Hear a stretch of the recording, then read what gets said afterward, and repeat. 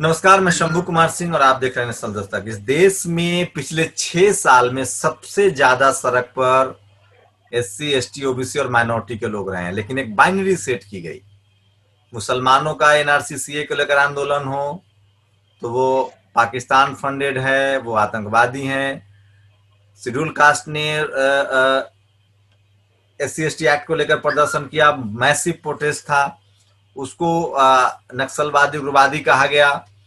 पिछड़ों की लगातार बिहार से लेकर यूपी में और जहां जहां बीजेपी शासित राज्यों में ये हिंसा हुई, उस पर मीडिया ने कभी चुप्पी नहीं खोला। अब पहली बार 6 साल में आप देखेंगे तो दिल्ली के 3 बड़े जो जो गेट हैं, जहां से दिल्ली का जो बॉर्डर है वो हरियाणा से लगता है और यूपी से लगता है, और तीनों बॉर्डर पर, सिंघू बॉर्डर पर और टिकरी बॉर्डर पर और गाजीपुर में 70 किलो 75 किलोमीटर 60 किलोमीटर तक के लोग किसान बैठे हुए हैं। इस बार किसानों में ओबीसी की वो तमाम जातियां हैं, जाट हैं, गुर्जर हैं, सिख समुदाय के लोग हैं और पटेल हैं।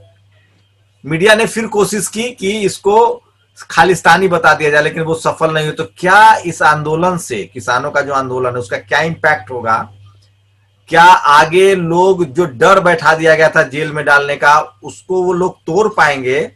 मेरे साथ वो तमाम 4 चेहरे हैं जिसको लगातार आप मेरे नेशनल दस्तक पर देख रहे हैं, हमारे नेशनल दस्तक पर। ये वो लोग हैं जो लगातार, जब जेल भेजे जा रहे हैं लोग, तो लगातार पिछले 6 साल से बात कर रहे थे। अब क्या स्थितियां बदलेंगी, इसका सोशल इंपैक्ट क्या होगा, पॉलिटिकल इंपैक्ट क्या होगा? सुधांशु हैं, किसान परिवार से हैं, दिल्ली यूनिवर्सिटी में पढ़ाते हैं। सूरज मंडल साहब हैं, किसान परिवार से हैं, दिल्ली यूनिवर्सिटी में पढ़ाते हैं। प्रोफेसर रतनलाल सर हैं, वो भी फैमिली किसान परिवार। हम लोग तो शेड्यूल कास्ट को तो किसान भी नहीं कह सकते, उनके पास जमीन नहीं है, मजदूर परिवार, जमीन ही नहीं मेरे पास। मजदूर मेरे पास कोई परिवार से जमीन हैं। नहीं है। लेकिन अनिल जैन साहब जरूर किसान परिवार से हैं, वो हरियाणा से भी हैं। आज हरियाणा में खाप ने भी ऐलान किया, तो कैसे ये लोग देख रहे हैं, इसका क्या इम्पैक्ट होगा? देखिए, ये बहस बहुत अहम होगी कि आपको पता चलेगा कि आने वाले 4 साल में दरअसल क्या होगा इस देश में। अनिल जैन साहब, क्या लग रहा है जो किसानों का प्रोटेस्ट है, इसको कैसे देख रहे हैं? सरकार ने गड्ढा खन दिए, कैनन चलाए, लेकिन 3 महीने से लगातार चल रहा था और वो दिल्ली तक पहुंच गए हैं। सरकार बैकफुट पर है या इसको भी वो मैनेज कर ले जाएगी? देखिए, किसान जो आंदोलन अभी जो है पंजाब और हरियाणा का जो किसान है, उसको पिछले 20-30 साल में इन्होंने जातियों में बांट के रखा। जब से ये मंदिर का आंदोलन चला ना, तब से इन्होंने आपस में सब तमाम ओबीसी और किसान जातियों को, किसान आंदोलन खत्म हो गया। लेकिन अब की बार ये जो किसान आंदोलन शुरू हुआ है, और मेरा गांव तो टिकरी बॉर्डर से मात्र 30 किलोमीटर की दूरी पे है हरियाणा में। मेरे गांव से भी 15 लोग ऐसे हैं जो टिकरी बॉर्डर पे आके इस समय बैठे हुए 24 घंटे। और मेरे गांव का जो बच्चा बच्चा है वो इसके प्रति जागरूक हो चुका है। और जो पंजाब का किसान है, बहुत योजनाबद्ध तरीके से आया है। वहां पे गांवों में, हमारे गांव में भी पंचायत होती है हर रोज इस मुद्दे को लेकर के। पंजाब के गांव में जो पंचायतें हुई, उसमें सबने तय किया कि हर ट्रैक्टर के साथ 2 ट्रॉली जोड़ी जाएंगी। 2 ट्रॉली इसलिए जोड़ी जाएंगी कि एक ट्रॉली में तो जो जिन लोगों ने संघर्ष करना है वो लोग जाएंगे, और दूसरी ट्रॉली में उनका राशन पानी होगा। यानी वो 6 महीने का राशन बांध करके अपने पास आए हैं। वो ऐसे नहीं जैसे जंतर मंतर पे एक प्रदर्शन करने के लिए जा रहे हैं, भाई गिरफ्तारी हो जाएगी ज्यादा से ज्यादा। वो 6 महीने के संघर्ष के लिए तैयार होकर के आए हैं। और पंजाब का जो किसान है वो इसमें कोई शक नहीं कि अगुआ है, एक हरावल दस्ता है, वैनगार्ड बोलते हैं हम किसानों का। तो ये भी एडवांटेज है हरियाणा पंजाब के किसानों को कि दिल्ली के ये नजदीक है। तो दिल्ली के जो 250-200 किलोमीटर के चारों ओर एरिया में जो किसान रहता है, उसके लिए बड़ा आसान है बॉर्डर पे आना। मतलब ट्रैक्टर एक बार ट्रॉली जोड़ी तो आप 5-7 घंटे में दिल्ली के बॉर्डर पे पहुंच जाते हो। जो दूर का किसान है, मान लीजिए कर्नाटक का, महाराष्ट्र का, उसको थोड़ी दिक्कत होती है आने में यहाँ पे। तो ये आंदोलन मैं समझता हूं कि ये पहली बार ऐसा है कि जो रियल चैलेंज है, मोदी और अमित शाह को पहली बार असली चैलेंज का सामना करना पड़ रहा है। और ये चैलेंज कितना जबरदस्त है, आप एक चीज का अंदाजा लगाइए कि लोग बाग केंद्र में मंत्री बनने के लिए सब तरह के समझौते कर देते हैं। लेकिन अकाली दल जो ऑलरेडी सरकार में था उसने इस्तीफा दिया, तो वो पागल नहीं है, वो तो आपको पता है किस तरह के लोग हैं। बादल परिवार तो पूरा जिसको कहते हैं करप्ट है, पैसा कमाना चाहता है। लेकिन जब उसने देखा कि किसानों का क्या वो आंदोलन कितना जबरदस्त आंदोलन है, तो वो मजबूर हो गए त्याग पत्र देने के लिए। उन्होंने कोई खुशी से नहीं दी। आज एक और किसान नेता बेनीवाल ने कहा कि हम समर्थन वापस ले लेंगे। रतन लाल सर, ये कैसे देख रहे हैं आप इस आंदोलन से? जो जेल में भेजने वाला जो प्रक्रिया थी, जो डराया जा रहा था, वो खत्म होगा, इसका क्या सोशल इंपैक्ट होगा? और जो लगातार पिछले 6 साल में SC ST और माइनॉरिटी यही 3 लोग आंदोलन कर रहे थे और मीडिया इनको बदनाम करती थी, वो एक डर खत्म हो जाएगा और लोग जिस तरह से सिंपैथी मिल रही है किसानों की, ये एक परसेप्शन बनेगा कि नहीं, ये सरकार और मीडिया सबको फंसाती रहती है। चलिए, सबसे पहले आज तो प्रकाश पर्व है, इसकी बधाई सब लोगों को, और उत्सव मनाना चाहिए। अंधेरा के बाद प्रकाश आता ही।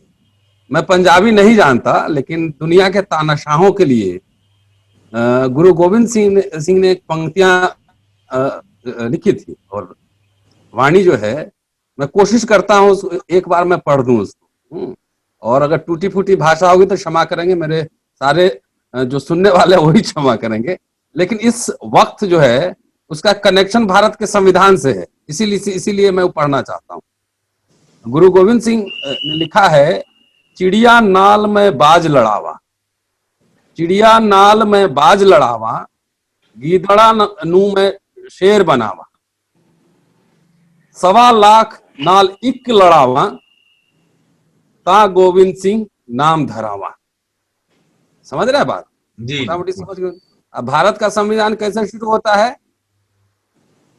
हम भारत के लोग, एक व्यक्ति 1.25 लाख के बराबर इस भारत में, किसी को डरने की जरूरत नहीं है।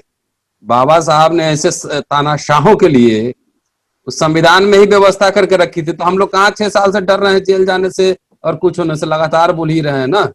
अब आइए आते हैं दूसरी बात कि हम लोग लगातार 6 साल से, आप अपने वीडियो रिकॉर्ड्स चेक कर लें, कह रहे हैं कि भारत का संविधान खतरे में है, लोकशाही खतरे में, लगातार ये बात कह रहे हैं।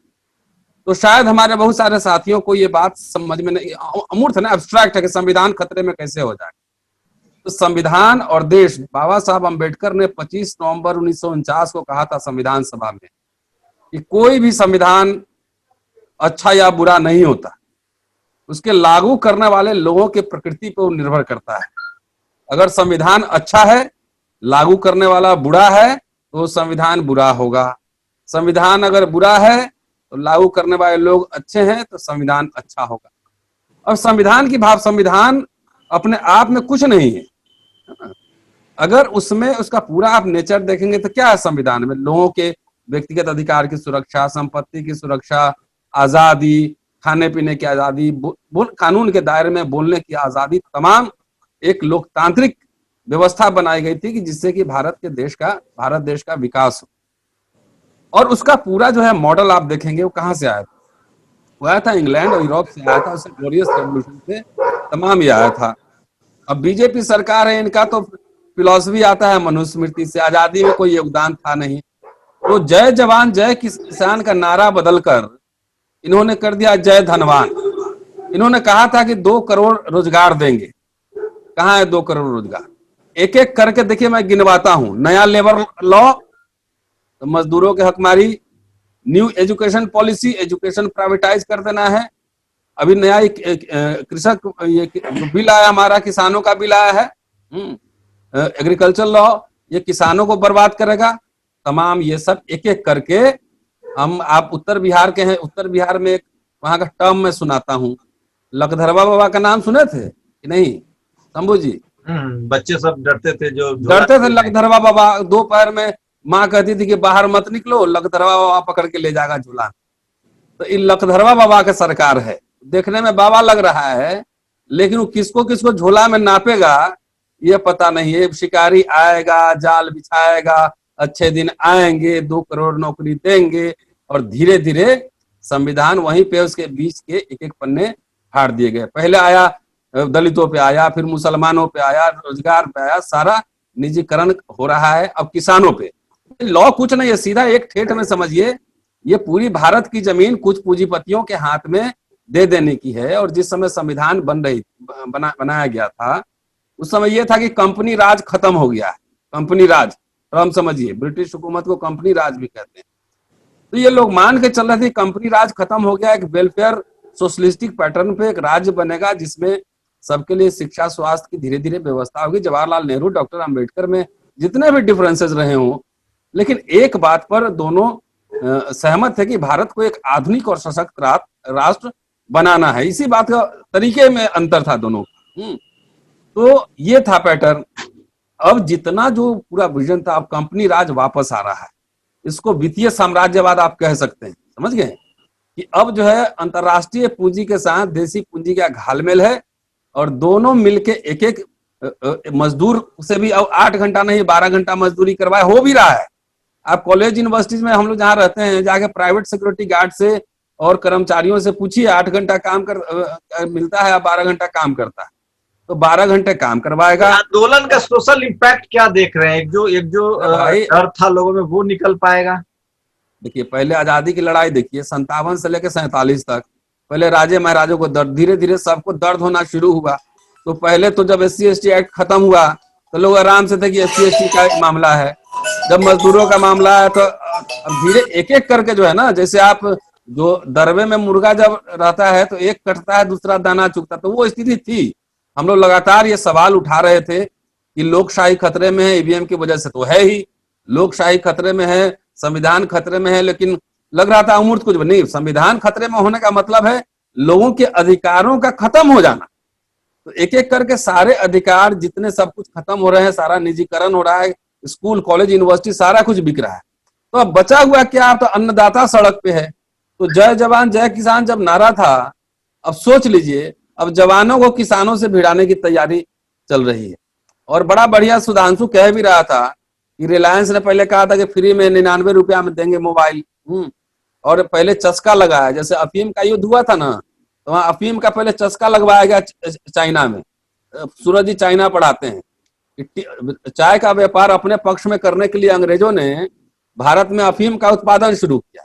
अब वहां ले जाके धीरे धीरे धीरे धीरे चीन को चस्का लगाया अफीम का, पता लगा कि आधा से ज्यादा चीन जो है अफीमची हो गया। समझ रहे हैं बात? तो ये बातें हैं कि पूरा सिस्टम खतरे में है।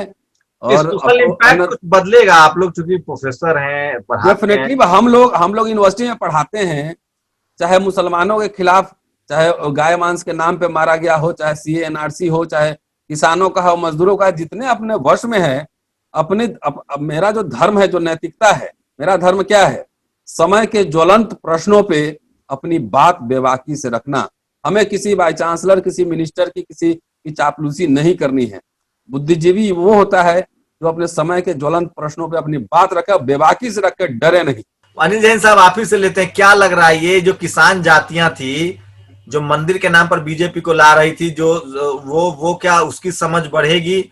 हाँ जी, देखिए मैंने जो पिछले दिनों देखा है, काफी समय तक किसान जातियां जो है एक दूसरे से कट सी गई थी। जाट, गुजर, यादव एक दूसरे से कटे कटे से रहते हैं, लेकिन ये एक आंदोलन ऐसा है जो ओबीसी जातियों को एक कर रहा है। और इसमें सिर्फ ओबीसी किसान जातियां नहीं, जो दस्तकार भी हैं, क्योंकि जो पूरी जो कृषि की जो आर्थिक व्यवस्था है, वो ग्रामीण आर्थिक व्यवस्था कृषि पे आधारित है। तो अगर कृषि की आर्थिक व्यवस्था बेहतर होगी तो जो वहां का रहने वाला मजदूर है, जो खेत में मजदूरी का काम करता है, जो दस्तकार है, जो हल बनाता है, जो और किसान की मदद करता है, उसके भी खुशहाली बेहतर होगी। हमारे गांव से जो खाती बोलते हैं जिनको, जो बढ़ई कास्ट होती है, वो भी 2 आदमी जाकर के टिकरी बॉर्डर पे बैठे हुए हैं। तो तमाम ग्रामीण जातियों को समझ में आ गया है कि अगर ग्रामीण की जो ये कृषि अर्थव्यवस्था है ये कॉरपोरेट के हाथ में बेच दी जाएगी तो तुम सब बंधुआ मजदूर हो जाओगे। जैसे एक टाइम में हम सुनते थे ईंट भट्टे पे बंधुआ मजदूर काम करते हैं, वो हमारे स्वामी अग्निवेश हुआ करते थे, वो जगह जगह जाकर के पूरा परिवार बंधुआ मजदूर हो जाता था। तो वही स्थिति लाना चाहते हैं। इसको कहते हैं 21वीं सदी का मनुवाद। जो पुराना मनुवाद था उसमें जो है झाड़ू बांध देते थे, जंजीर में बांध देते थे, और तरीके होते थे। लेकिन 21वीं सदी में जो मनुवाद आएगा वो ऐसा है कि आपको सर्वहारा बना देगा, बिल्कुल निर्धन बना देगा। आप इतने खाने पीने के लिए मजबूर हो जाएंगे कि आपको उनकी बातें माननी पड़ेंगी, आपको रोटी भी नहीं नसीब होगी। शिक्षा और स्वास्थ्य की तो बात छोड़ दीजिए। सूरज मंडल साहब, आप मेरी आवाज सुन रहे हैं क्या? हाँ, मेरी आवाज आ रही है। आप तो, आपके पास तो लैंडलॉर्ड फैमिली से रहे हैं, ये किसान, ये सड़क काट देना, क्या लगता है सरकार से सवाल पूछने की प्रक्रिया तेज होगी? और क्या लग रहा है, सरकार रोल बैक कर जाएगी या कोई और? आज तो प्रधानमंत्री ने फिर कहा है बनारस में कि नहीं नहीं, किसानों को बरगलाया गया है, उनको इससे फायदा होने वाला है। ये जो साहब बोलते हैं, इनकी बात को तो मैं समझता हूँ कि ये कॉर्पोरेट की भाषा से बोलते हैं। किसान को बरगलाया गया है तो एक दो किसान नहीं यहाँ क्या? शंभू जी, आपको पता होगा हमारा कॉलेज बहुत नजदीक है जहाँ पे ये लोग जमा है, और ये 16-16 किलोमीटर तक जाम है। तो ये एक दो लोग नहीं है यहाँ। और जो सबसे बड़ी बात यह है कि जो अभी भी कहा जा रहा है, जो प्रश्न पूछा जा रहा है, इस सरकार को इससे बड़ी चिंता है, क्योंकि इस सरकार को मैंडेट उस तरह का नहीं है। ये मैनिपुलेटिव सरकार है।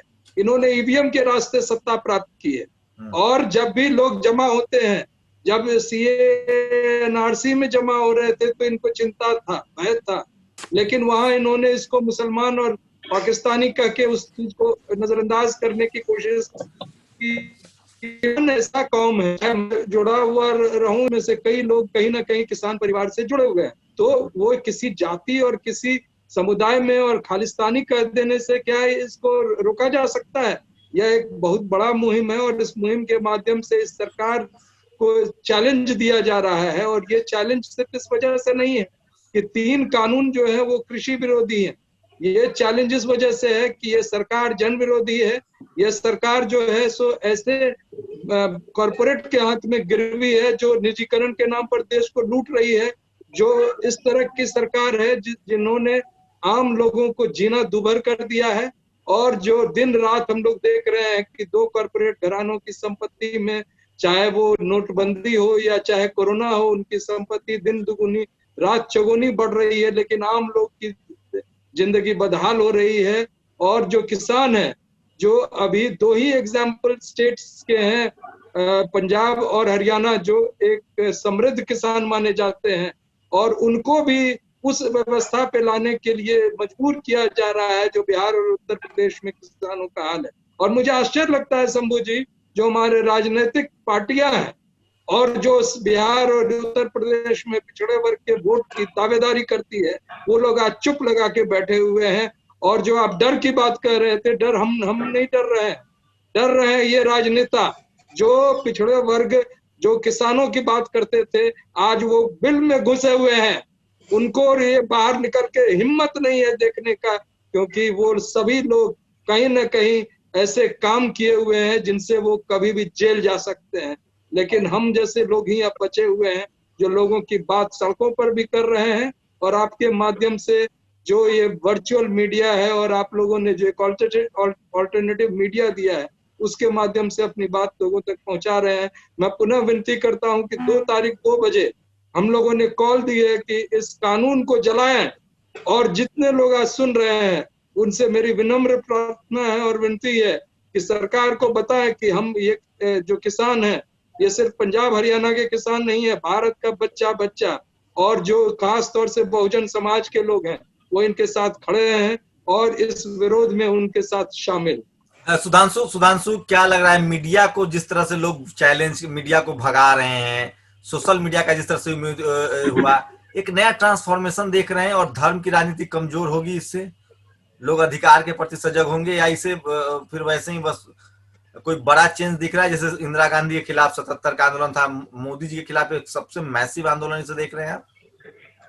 देखिए शंभू जी, इस आंदोलन को एक मायने में तो सैल्यूट करने का है पूरा। वो ये वजह है, आप देखिए इतना लॉन्ग मार्च करके आए, बार बार उनके लिए हडल क्रिएट किया गया, उसके बावजूद भी, और वो लाखों की संख्या में है, किसानों की तरफ से कोई हिंसा नहीं हुई है। ये अद्भुत है। इतना डिसिप्लिन, पुलिस वाले को खाना खिला रहे हैं कि और आश्चर्यजनक है। लोग कहते हैं, जैसे हम लोगों को कई बार आपस में मान लीजिए भ्रम हो जाता था कि हम बुद्धिजीवी वर्ग हैं और हम लोग ज्यादा अच्छे से आंदोलन चला सकते हैं। अहिंसक आंदोलन क्या होता है उसको हम लोग समझते थे, शायद हम लोगों को बताएं। लेकिन यकीन मानिए किसानों ने सिखाया है इस देश को कि आंदोलन कैसे किया जाता और कैसे आप शांतिपूर्ण आंदोलन से, अहिंसक आंदोलन से देश का के जो बड़े तानाशाह जैसे लोग भी अगर हैं तो उनको भी आप झुका सकते हो। एक तो ये आप देखिए, उन्होंने जो जिद बनाई थी उनका एक चीज ये था कि मैं तो दिल्ली, मतलब किसानों का कहना था कि हम तो दिल्ली जाएंगे। वो दिल्ली आ गए। उन्होंने ये तय कर रखा था कि हम इनको कोई भी ऐसा मौका नहीं देंगे जिससे पुलिस को कोई बहुत हमारे ऊपर एक मैसिव कार्रवाई करने का अवसर मिल जाए। उन्होंने वो नहीं दिया। अद्भुत तरीके से और अनप्रेसिडेंटेड था, ये आज तक मैंने नहीं देखा कि सरकारें जो है सड़कें खोद रही। जनक को भी समझ में नहीं आया कि 6 महीने का राशन लेके आंदोलनकारी निकले हुए हैं। 6 महीने का आंदोलन और पूरी तैयारी उनकी देखिए ना आप। देखिए कि जिस तरीके का बैरिकेडिंग से लेके और वायरिंग कर देना, गड्ढे खोद देना, वाटर कैनन चलाना और आंसू गैस के गोले, ये लोग भ्रम में थे पुलिस वाले।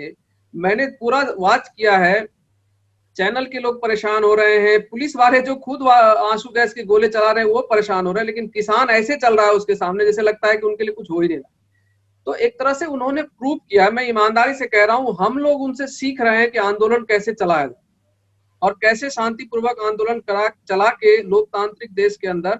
और एक चीज मैं बताऊं, ये अद्भुत चीज है कि उन्होंने लोकतंत्र को फिर से स्थापित किया इस देश में। ये जो आप बात कह रहे थे कि लोकतंत्र में हमको प्रोटेस्ट करने का अधिकार है और उस अधिकार को कोई अभी कम से कम भारत में इतना शक्तिशाली नहीं हो गया है कि वो इतना कुचल देगा और इस लेवल तक मतलब ये है डेमोक्रेसी की जड़ें गहरी हैं, कहीं ना कहीं से स्रोत फूट जाएगा। बिल्कुल वही चीज मैं कर रहा हूँ। और मैं लगातार एक सवाल मीडिया वाला मैं आपको आंसर दे देता हूं। मीडिया वाला बताइए। हाँ, जल्दी क्योंकि 10 मिनट है हम लोग के पास सिर्फ। हाँ, तो उसमें क्या है, देखिए वो भी मैं एक चीज कह रहा था, जैसे पीछे कुछ आंदोलनों में मीडिया के प्रति नाराजगी थी तो उसको कई बार जो है थोड़ा सा उग्र रूप में लोगों ने प्रोटेस्ट किया। इस बार मैंने देखा कि मीडिया को जो हटाया जा रहा है, मीडिया के साथ जो प्रतिरोध दिखाया जा रहा है वो भी शांतिपूर्ण तरीके से। वीडियो प्यार से कह रहे हैं कि गोदी मीडिया जी आप कहाँ थे और इतने दिनों से कहाँ नजर नहीं आ रहे थे और ये आज आए हैं। तो ये एक और अनोखी चीज है कि मुझे लगता है कि कितनी अच्छी ट्रेनिंग और कितनी अच्छी समझदारी से वो लोग आए हैं। और दूसरी बात, जो मीडिया में बैठे, जो खास करके जो नेशनल चैनल्स वालों को ये भ्रम हो गया कि उनके इशारे पर पूरी दुनिया चलती है और देश चलता है। तो आज चूंकि किसान और मजदूर अगर इस बात को समझ रहे हैं कि ये गोदी मीडिया है, तो ये उन सबके खुशी की खबर है जो लोकतांत्रिक, इस देश को लोकतांत्रिक बनाए रखने के लिए लड़ रहे हैं, इस देश की संविधान की रक्षा के लिए लड़ रहे हैं और सबका हक हुकूक बचा रहे हैं। उसके लिए जो लोग एक्टिविस्ट लड़ रहे हैं, उन सब के लिए अच्छी खबर है कि इस देश की आम जनता, आम किसान, आम मजदूर इस मीडिया की हकीकत, जो ये जो सरकार है, इस सरकार का जो फ्रंट लाइनर जिस समझते नहीं, प्रमुख सेना में से अगर कोई है तो एक मीडिया है, इंडियन खास करके जो टेलीविजन मीडिया है, इनकी सेना का सेना नायक है इन्हें। तो इन सेना नायकों को अगर इस देश की जनता समझ गई ना, तो और जो दिख रहा है इस मतलब लाखों की संख्या में किसान आए हैं और उस बात को समझ रहे, जैसा आप भी रिपोर्ट कर रहे थे कि लोग, उनकी हिम्मत नहीं हो रही उनके बीच जाके कवर करने का। तो ये बहुत सुखद खबर है और ये अच्छी चीज है कि लोग और देश इस बात को समझ रहा है कि एक फौज खड़ी हो गई थी जो सुरक्षा चक्र का काम करती थी कि मोदी साहब कुछ बोल देंगे और उसके लिए छोटा सब लोग इसी सवाल पर सब लोगों से आएंगे। एक ही सवाल है मेरा, क्या धर्म की राजनीति, सवाल रहने दीजिए, जो हम मुझे कहना है सुन लीजिए। एक सेकंड, जो लोग जाए जैसा सुने ना उसका कह लीजिए। धर्म की राजनीति कमजोर होगी, वही कह रहा हूँ ना, वही कह रहा हूँ। ठहरिए, जो लोग देशभक्ति का, हिंदू मुसलमान और हर बात पे पाकिस्तान कह रहे, तो उनको भी नौकरी नहीं मिल रही आजकल, समझ गए? उनको भी नौकरी नहीं मिली, तो वही बात समझ रहे हैं। नंबर 1। नंबर 2 कि देखिए, कहते ना शैतान की जान कहाँ है, तो तोते में। इनकी जान जो है निजीकरण में है। हम लोग जो है एजेंडा बनाएंगे कि अडानी अंबानी जैसे उद्योगपतियों का संपत्ति का निजी जो है राष्ट्रीयकरण किया जाए। जितने बड़े बड़े मठ मंदिर हैं, हजारों करोड़, उनका राष्ट्रीयकरण किया। मैं थोड़ी, अम्बेडकर साहब ने भी कहा कि सबको एजेंडा पे लाइए, हम किसी पूंजीपति के एजेंट नहीं, हम जनता के लोग हैं।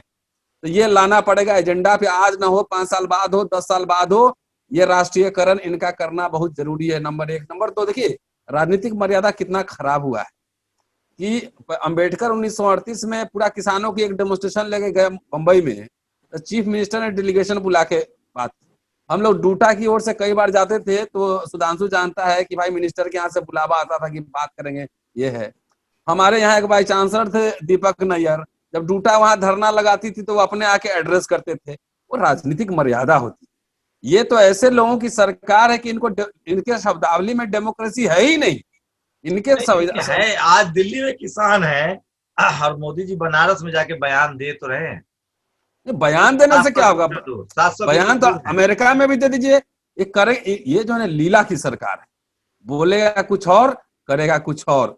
जितना मीठा मीठा गोल मोल बुलवा लीजिए, कहाँ किसको नौकरी मिल रही है? प्राइवेट ट्रेन चलाए थे, बंद हो गई। ये देश को गर्त में लेके जा रहे हैं। जीडीपी का हाल देख लीजिए। कोई ऐसा मेरा सवाल ऑब्जेक्टिव ऐसा था, क्या धर्म की राजनीति कमजोर पड़ेगी? निश्चित रूप से पड़ेगी ना। धर्म से रोटी तो किसको मिलता है? जिसको मिलता है वही धर्म जो है कमंडल कमंडल करता है। आम जनता को तो रोजी रोटी मजदूरी से मिलता है, खेती से मिलता है। तो कितना दिन तक भजेगा? भक्ति बहुत दिन तक चलता नहीं है।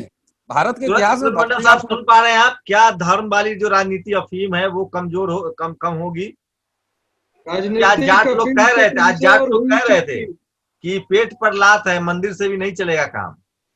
नहीं, राजनीतिक तो बिल्कुल ये दिख रहा है। और आपने कहा बिल्कुल सही बात कि जमींदारी थी एक समय में, और अब जमींदार तो नहीं रहे, लेकिन नए जमींदार को लाकर ये लोगों को एक तरह से गुलाम बना रहे। तो ये बिल्कुल है कि जहां एक और धर्म को बहुत ही महत्व ये लोग देते रहे हैं, दूसरी ओर ये जनता को लूटने का कोई कसर नहीं छोड़ते हैं। चाहे वो नोटबंदी के नाम पर लूट हो, चाहे वो अभी जो कोरोना फैला उसमें भी इन्होंने लूट की है, निजीकरण के नाम पर लूट कर रहे हैं। तो ये लुटेरों की सरकार है। इस सरकार में ये बात कहना कि धर्म ही सब कुछ है, ये धर्म के नाम पर धंधा करते हैं।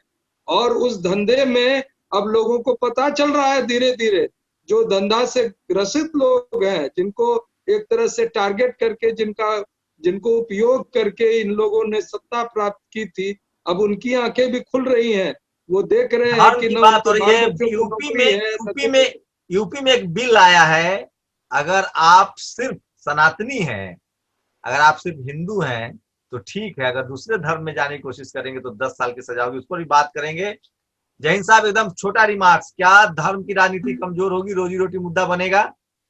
देखिए, पूरे जो देश में जो जगह जगह से लक्षण आ रहे हैं वो ये है कि देश के लोगों को ना इससे ऊब चुके हैं। ये जो धर्म की राजनीति पिछले कई सालों से चल रही है, बिहार के चुनाव में जिस तरह से भी परिणाम आए, और जो भी उसमें, मैं उसमें नहीं जाना चाहता क्या हेराफेरियां हुई, लेकिन कम से कम लोगों ने, सबने देखा कि बिहार के एक एक कोने कोने पे बेरोजगारी के नाम पे नौजवान जो कितना उद्वेलित था, कितने जोश में था, कितने गुस्से में था, कितने आक्रोश में था, और किसान जो है पूरे देश का कितना आक्रोशित है, कितना गुस्से में है, ये हम देख रहे हैं। यहाँ धर्म और जाति की, इसमें सिख भी हैं, मुसलमान भी हैं। सुधांशु, और मीडिया का हनीमून खत्म हो रहा है। हनीमून दौर मीडिया का, टेलीविजन मीडिया का क्लियर कट है। उसमें तो देखिए कहीं से कोई शक शुबा नहीं है। और इसलिए मैं कह रहा हूं, देखिए इनका ये खुद भी एक्सपोज हुए। जैसे एक तो मुद्दों को भटकाने का तो था ही। नेशनल दस्तक की आपसे गुजारिश है कि अगर इसको बचाना चाहते हैं तो नेशनल दस्तक को सब्सक्राइब करने के लिए रेड कलर के सब्सक्राइब बटन को दबाएं, फिर बेल आइकन की घंटी दबाएं। नेशनल दस्तक को बचाने के लिए बहुत जरूरी है कि हर खबर को शेयर करें, लाइक करें, कमेंट जरूर करें।